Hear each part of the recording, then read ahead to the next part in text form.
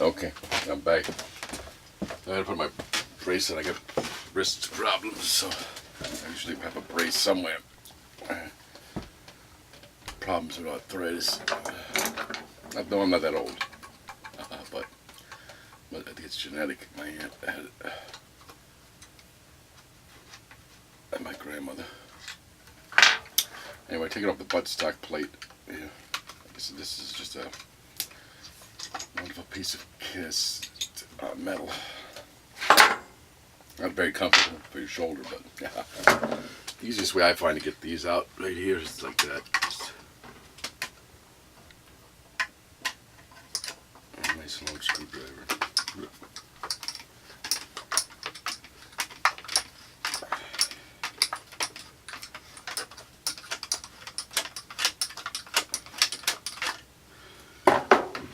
Yeah, the serial number on mine here is 49,000. Change 31 something. It's right on the stock. That's what I said. Put them on a lot of these would go. Now, the stock on this, the fore end is easy too. Just take a screwdriver. Just one little screw holds it. Clumsy.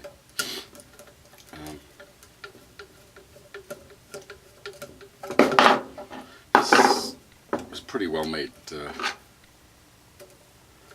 think it's nice walnut and has a little brass insert where the screw goes. You know, has a serial number on it. You know, it's cut for that. This is where actually where the screw is for the magazine right there. Now, right here's a breech bolt.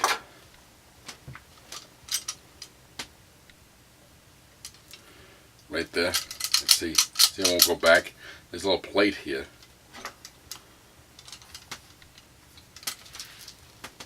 Get that. This screw. I'm not sure if this screwdriver fit it. Probably not. I'll use a small. You just unscrew that, and the plate comes right off. It's just a little piece of steel. Yeah, it's a funny little shape to it. You can see that. And that's what holds this in. But in order to get it out, it's generally you have to loosen the lever. Pushing in here is, which is actually tricky to get out sometimes. It's a little resistant. Find something that fits in the bushing without hitting the threads like this. This actually just goes right in. Actually better off that side. You just stick it right in and you just love tap it. It pops right out. This is a little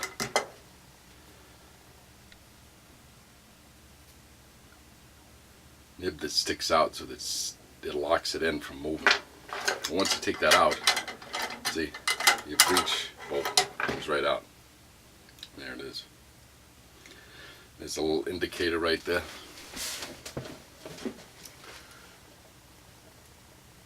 So this is just a big firing pin with a spring inside. I'm not going to take it apart now, but it's not really even that complex. The other thing that holds this in here is this screw is too big. That's good. This screw right here holds in the spring for this trigger.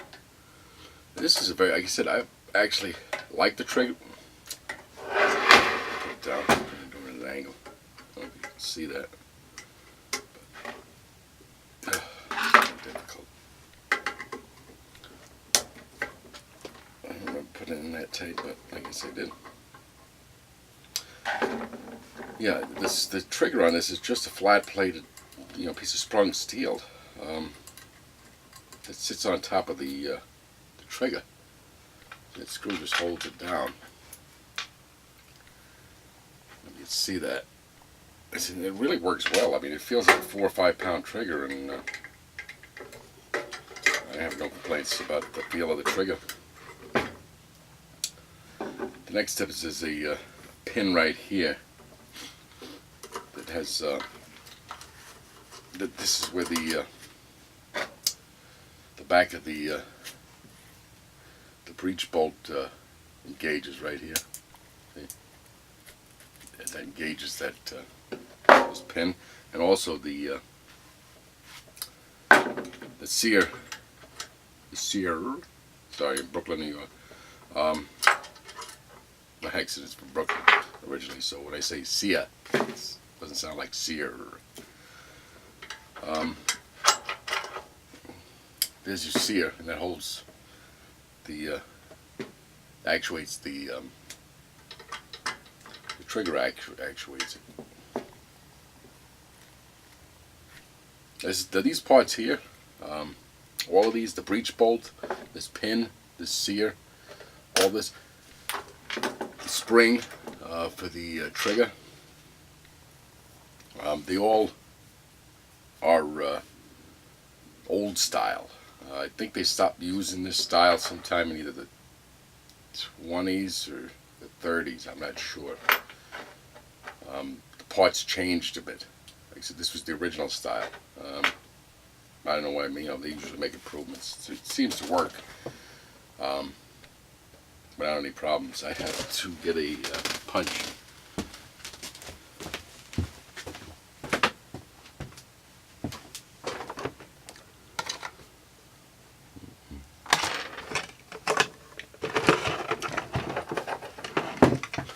There we are.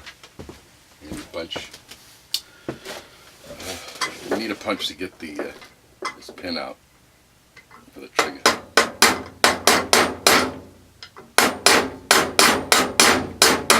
It sometimes takes a little effort to get it out. I don't know why, but it just comes out. It's stiff in there. And there's again another old style trigger. The later ones aren't like this. And then you can move this forward, and it just pops right out, your lever. And last thing here that comes out is the auto cutoff, and that just slides out. You can just push it forward and then just watch the spring, because that's the spring for the auto cutoff. Again, old style, it's just a piece of flat sprung steel. And there's your auto cutoff. That's cuts the automatically cuts off the rounds that are in the magazine from coming up. Keeps it in place. Simple as that. Now, if you can see in here, here's the let me bring this up here so you can see.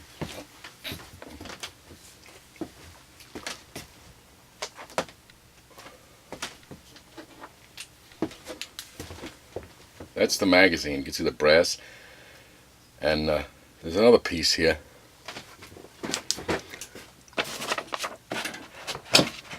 That's the one I always seem to forget the name. I had to look at it.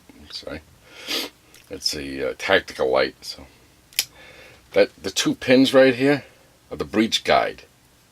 It's like a plate that sits in there, and you don't. There's no reason really to take it out unless I've been able to clean it pretty well. So you can kind of leave it in there. We are going to be taking out the magazine. So this is mainly my concern. I hadn't seen anybody who had done a decent video on this. I heard some people talking about it in forums, but before I even seen anybody, I mean, not trying to toot my own horn, but I mean, I'm pretty familiar with firearms as far as how they work. I mean, I've read a lot of books, and I've worked on a bunch of old shotguns. I had a few rifles. No handguns yet. And I was able to figure out how this works just by taking it apart. Now, this screw here is actually a pin. That's the way they did these. All these screws, except for the ones that retain the back here. The retainer. That's stuff that retain the stock and the spring and the stop for the breech bolt. Those are actual screws, but the rest of these are pins. They just have like threads on the end to hold the pin, so it locks it in. Now, when you pull it out, there's a pin, a threaded pin. The magazine loosens up, and it will come right out. There's nothing Generally you can just grab it. Sometimes it sticks a little bit. Be gentle.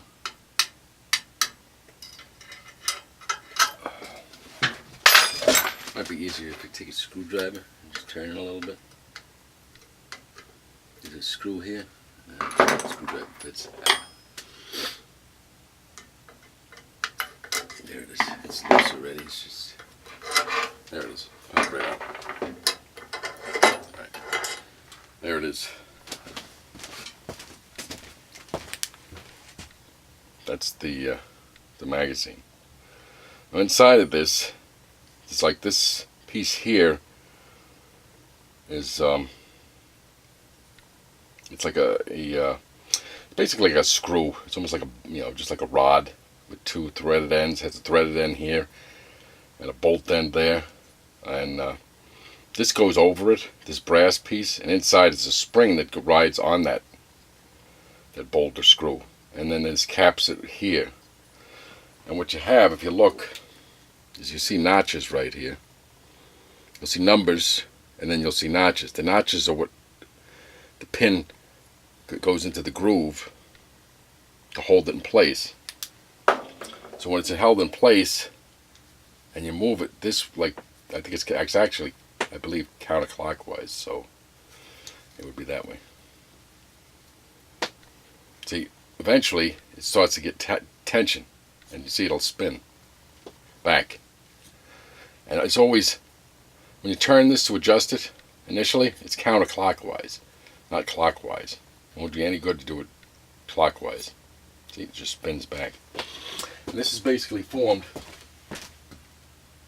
the shape of this right here, to hold that. There's your 30-30 round. There's your 30-30 round. There's your 30-30 round. You just kind of sit right there, you know. And you know, when it's needed, it gets turned up and pulled back, and that's it. That's it. Not very complicated. All right. I'm not going to do the whole reassembly. I think you can figure that out. What I'm going to do is show you is this. I'm going to put the magazine back in there.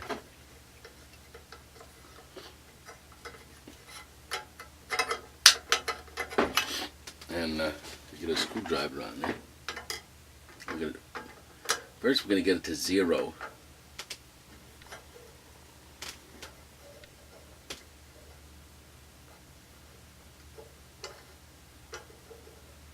That's 1, 2, 0. We get a pin.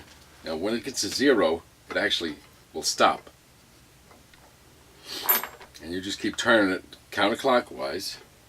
You get some tension. Not too much. I'd say almost like maybe a whole turn.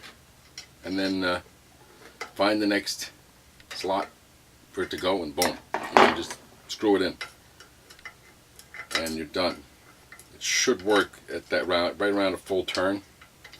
Maybe a little bit less. If it doesn't, you can leave this loose. You don't have to tighten this up. You can get everything back together. And cycle some rounds. And if it doesn't cycle right, then go back to it, take the pin out again, and turn it a little bit more. If it starts to, when you try it and if it feels a little tight when you're putting them in, then maybe it's too tight. Generally, this does not need a lot of tension. I mean, not a lot at all, just enough to like gently push them in.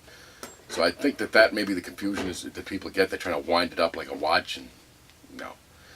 It's a very, like I said, very delicate setup. If you wind these up too much, you'll break them because the springs are old. You know, so like I said, don't go more than a full turn, and try that, and then try a little less first. See if that works. If it does, great. If it doesn't, and it feels too loose, like it's, you know, then you can try tightening it more. But if it's not, doesn't feel too loose, try go back, because I found, like I said, that the setting right here, this is really not a lot. The pushes That might even be too tight right there. I think that's just perfect. But you can play with it. So again, we're gonna, like I said, you set it to 0, and then you turn it, keep turning it counterclockwise to get some tension. And then, like I said, about maybe a full turn, stick your pin in, and then you could either go clockwise or counterclockwise. But like I said, to reiterate, because it is important, is it doesn't need a lot of tension. Don't try to tension it up because you'll probably break the spring. And that's it. The other thing I would say about these, other thing, being careful upon disassembly, especially if I have one this old, is to give them a good cleaning. When I got this, I don't know if this gun was ever cleaned. It was black, completely black inside, and it was so dirty that the lever was like took 4 times as much effort as it normally does to close and open that lever and gauge the breech. It was crazy. And I had to clean the whole thing, clean the bolt, everything, because it was just. But now it cycles fine and shoots great, and it's a great gun, But mainly that was the point of this video, to show you the magazine. So again, like I said, not to bore you, but like I said, this screw is just a pin. You're gonna pull out the tension. The tension's counterclockwise, and said Arthur Savage did a great job with that. So that's all this is. If you ever have a problem with it, say, sorry, my hands get, might seem like I'm overly clumsy, but it's because I have bad carpal tunnel in this one, and my fingers go numb.